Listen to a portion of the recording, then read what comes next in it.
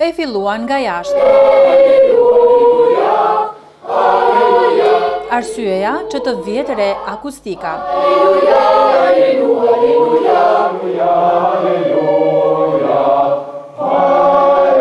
E vazhduan në hollin e shkollës së muzikës në Gjakov.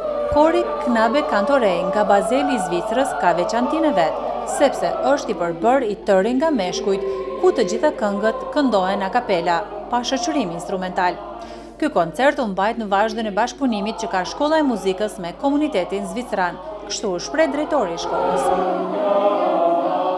Kishim ekskluzivitetin të ndëgjojmë ku i tërë ishte i kënduar nga kori meshkujve dhe këndimi ishte a kapela, që do të thotë pa shoqërim instrumental. Kemi pasur bashkëpunim edhe në të kaluarën, por po vazhdojmë ende bashkëpunimin.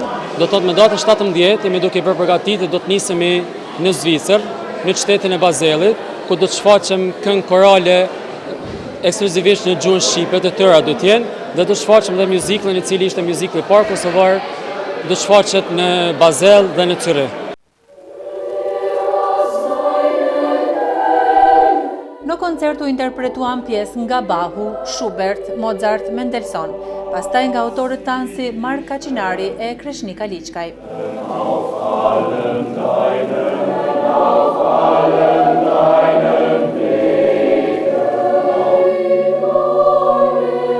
Pjesët të cilat u kënduan në bashkëpunim me korin e nxënësve të Shkollës së Muzikës në Gjakov, të dirigjuar nga Astrid Pallaska. E dirigjenti zvicran tha se bashkëpunimi mes dy koreve i është dukur interesant. Und fühlen uns unglaublich wohl hier. Gjakova Kori na ka pëlqyer këtu shumë, sidomos vendi, dhe jemi shumë të kënaqur me mikpritjen që ishte virtyti i Gjakovës si traditë. Dy korët janë bërë bashkë dhe kanë krijuar shoqëri ndërmjet tyre, domethënë mes të vajzave të mëdha dhe djemve të vegjël.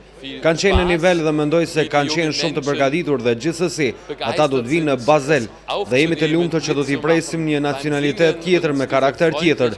Për ne është shumë interesante t'i dëgjojmë si do të tingëllojnë në Bazel. Të pranishmit u pan të entuziazmuar nga interpretimi i këtyre fëmijëve e të rinjve gjakovar e zvicran.